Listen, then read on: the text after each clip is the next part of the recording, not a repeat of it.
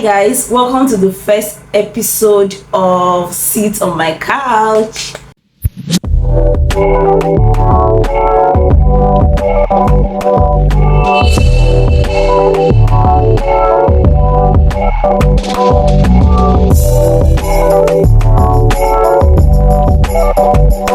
So since after the introduction of this show, this is the first official video we are going to be filming. And remember that Sit on My Couch is about, information, gist, banter, and a lot of news we get online concerning relationships and marriage. And so what I do is bring them on here to you, my besties, so that we can talk about them and throw more light on them. So I got this particular post on Facebook, those who that do their anonymous or whatever, and because I'm using my phone to film, I had to write it down here. Okay, and so the story says, it is 1 month, so it's the lady typing this.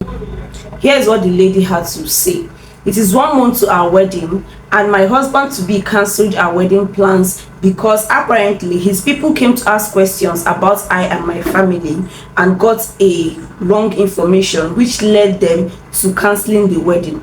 I don't mean shifted, I mean there's no more wedding, and he has refused to tell me what exactly it is.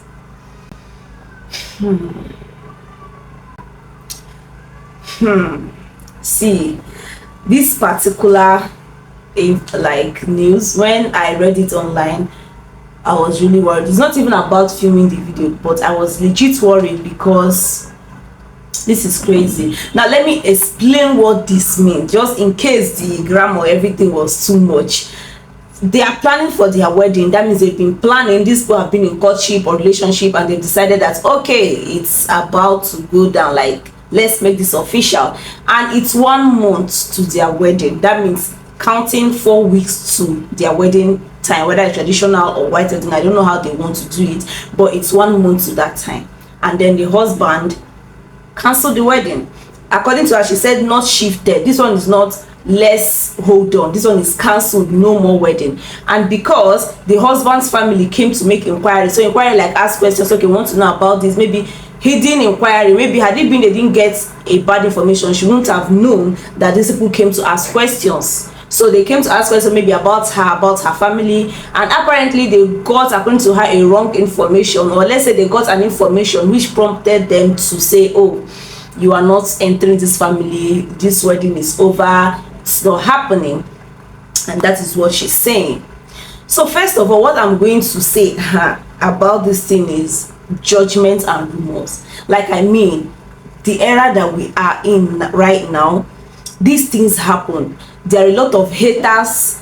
I'm not disputing the fact that maybe, just maybe, now I'm speaking from the context of if truly there is nothing wrong with this girl's family, or there is nothing wrong with her, or there is no information that should be put out there that will be a hindrance to this wedding. Now, keeping that aside, if nothing of this such exists, then it's a pity, because I don't know where the husband is from, I don't know the kind of notion he was brought up with, or even the family, but let's not forget the fact that there are lots of haters. There are people that what they are doing is they stay at one corner and see, oh, they've called Amala, they've called Kinsman, they've called Umada, and the next thing they begin to look. Some people go as far as looking for number of maybe the in-law, either from the woman's side or from the man's side, and the ones that are you want to marry this one that have given birth at home, this one that madness runs in their gene, this one, that one. And sometimes these things are not true. They are really not true,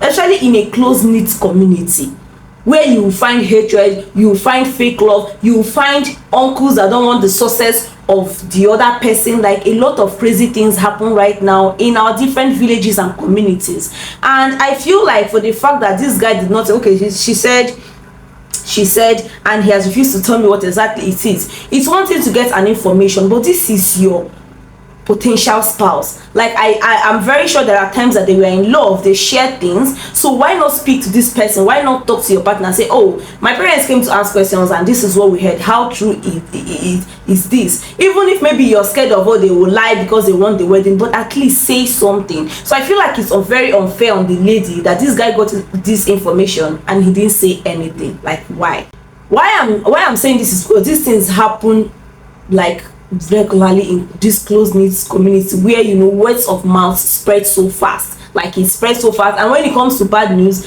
people tend to carry it all around. Let's even imagine this is true. I think the girl at least deserves to know what's going on or what was heard. And now it's going to lead me to talk about, you know, impact of external opinions in relationship or marriage. It's okay to listen to people. It's okay to seek advice. It's okay to ask questions. I mean, where I came from, I'm an Igbo girl, and no matter how much you're in love with somebody, when you're getting married, there are questions that you're going to ask. Some I can't say here, but there are very deep questions that once you get to know that, oh, your husband is from such background, you will run for your life. Oh, your wife is from such background, there's nothing love can do about it. It will take a lot for you to say, okay, this is just discrimination, let me drop it and let's move ahead with the marriage. And those things are, they are consentful, like it's okay. Conversely, talking about even, you know, prioritizing people's opinion outside, I feel like the marriage should not even hold, because if at this time there is no compatibility of, okay, I know what we want or we know what we are doing, to the extent that you have heard from the outsiders but you don't care to hear from your partner, no matter what it's going to take. It's okay to call off the wedding, but what about communication? Like, what about trying to hear from your partner?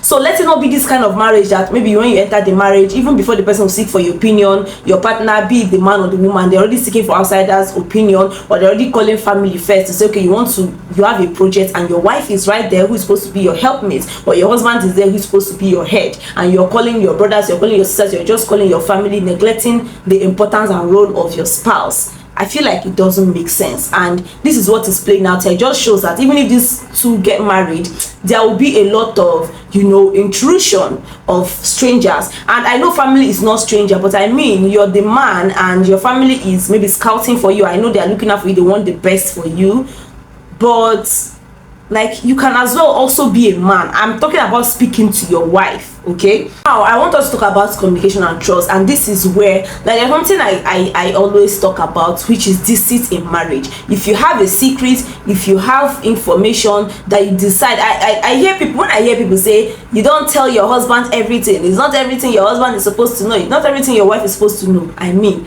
you have chosen this person, you're saying is till death do us part. You are saying this person, like, you're whining and dining with this person, exchanging blood, saliva, everything with this person. Like, why keep secrets from them? Okay, I feel like when you meet the right person, when you meet somebody who is your own, they're going to put everything, especially when it's your past. Let's say, for instance, there was something you did in the past and you know it's your past and you're a changed person. If this person is really for you, they will find a way to, you know, accommodate you. So that it leads me to talking about deceit in marriage. I feel like if you have like a secret, maybe you have a sickness, maybe you have a child, you've had a child, you have family history, open up to your partner. It's now left for them to say, oh, I can't deal with this, and which is fine until you get your own person. Because if you trick them into marrying you without getting prior information about this, when they find out later, it is called deceit in marriage, and it is valid for divorce. Like, it's okay for them to divorce you for that information that you kept away from them, especially if it's something that is going to hurt them, dent their image or status or whatnot. So I feel like being open in conversation, you know, communication and trust. And then talking about trust in the man's side, you know, leaving out this lady, and he said he's not doing again, he cancelled the wedding, he didn't even call for a conversation or anything. I feel like maybe there is no trust, because if you know your wife, no matter what you heard, you should have said, oh babe, I've not heard this thing about you before, you've not told me this thing before, is there any reason why you kept this thing from me? What is the truth about this thing? What is putting me off in this whole thing is the fact that, one, they are not telling the lady what the issue is or what they inquired about, and secondly, the guy is not even like I feel like they don't care. Like, where now, and it leads me to talking about the emotional trauma. This might be somebody that she has dated for years or maybe months, and you know, the high hopes of, oh, wedding. I'm sure her friends know, I'm sure she have crafted her, you know, as a big girls and all of that, and maybe possibly they've bought things. Like, why is this inquiry even coming now? Why didn't you do it earlier before you propose? Why didn't you ask questions when you knew that, okay, things are getting serious? I don't know. Anyway, I don't want to make this video so long, but I would love to hear you guys' opinion on this. But this is what I have to say. I feel like there's lack of communication or miscommunication here, there's lack of trust here, there is inequality of placing emotions, like, you know, putting your partner first. The least thing you can do for this person is to have a conversation and say, oh, my parents came and they asked this, they asked that, and they heard this, and I don't know the kind of word they came out from, because how do you not know that in this era and life we are in, there are a lot of enemies, and this can be the, you know, the shoot of an enemy. It can just be.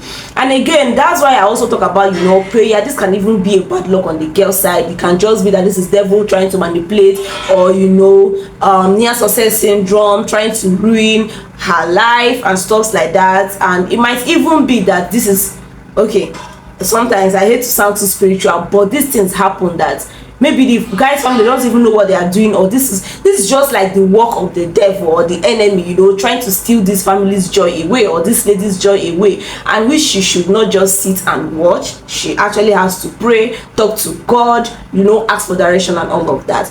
Anyway, thank you so much, guys, for joining in this first episode, and I hope you liked it. I'll see you in the next one. Thank you. Please let me hear your comments. Let me hear your thoughts in the comment section, and don't forget to subscribe, share this video. Sharing is loving. Bye.